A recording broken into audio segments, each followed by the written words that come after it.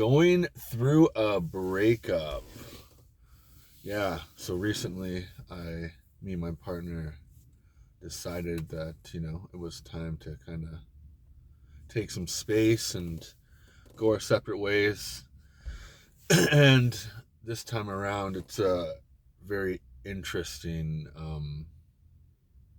very interesting process that's kind of unfolded before thinking back to past relationships. Because I didn't really have the things, proper tools and things in place, I would have probably went down a path of probably being depressed and down and out in this really negative, crappy energy that we tend to, get in our head, and then we kind of spiral out and live in these narratives, and sometimes weeks and months and long periods of times kind of go by, and you're just in this negativity of, being in your head about what you could have done better and all that stuff. But this time around, it's really very fascinating because I found through the process of what's happening, it's like being in it the first couple of days, I had my tools to kind of keep me really grounded and present and, not really let myself go into the negative. And then there was this just moment where I had this meditation. I think it was the 2 days after, and I went into this deep meditation, and it was just this beautiful release of understanding that the universe was guiding me, and this was all part of what was supposed to happen, and all of this was for my growth and for me to continue to become the best possible version of myself. And this dissipation of being attached to ego and in my feelings and all those things we can easily go down those roads. Instead, that all dissipated, and I am just left with this abundance kind of radiation and gratitude and love and compassion and of the experience that I had and I went through. And it's just this overwhelm of love and joy and gratitude, and I'm just happy. And it's crazy because it's just like this real-time transformation of transmuting that what could have been negative energy, but transmuting that energy that's involved in a breakup and using it to really ground into the power of gratitude and love and compassion of all of it. And it's really just kind of changed the narrative of how this has all been playing out. It's pretty cool because I feel like I've definitely evolved immensely through this process. Like, even though you could say, oh, this is a negative, bad thing like to go through, it needed to happen for me to elevate even higher, to really ground into these principles and things that I've been studying and learning, and now to be put into a situation where I really have to use these tools and these practices, and then to really be at peace as you go through it.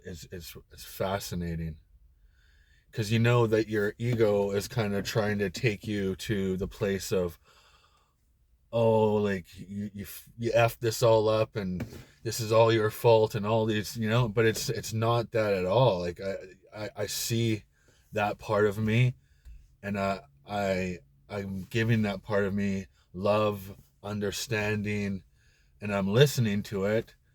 But the higher part of me, my higher self, knows that I got this, and this is just a beautiful part of the divine journey and the process of what I'm supposed to be going through in this moment. And there's been these beautiful, deep reflections towards myself and deepening into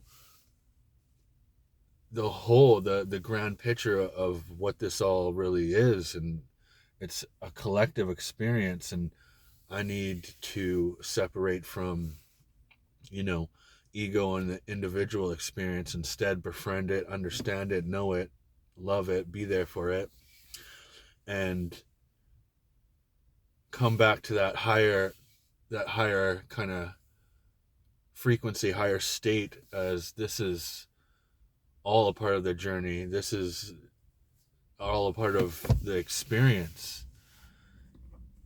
And if I can see this as from the observer perspective and understand it and transmute it and ground into this new energy, it helps me evolve into, what I'm ultimately trying to achieve here.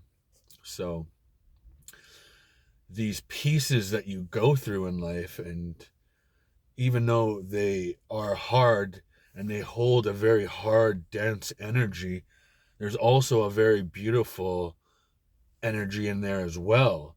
And you have to discern here, do I go into the negative energy, and do I sit in that, and do I not learn the lessons, and do I blame and I point the finger and do all those things, or do I sit here with this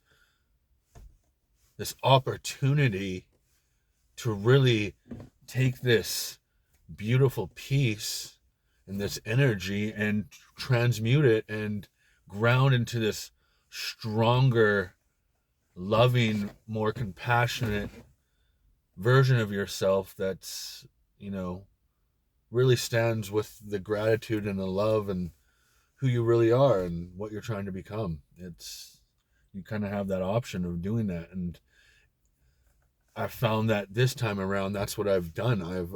I've went from the old pattern of taking in that negative energy, sitting in it, and I have really transmuted into this higher state, and using this energy and using it for positivity and, a better outcome, and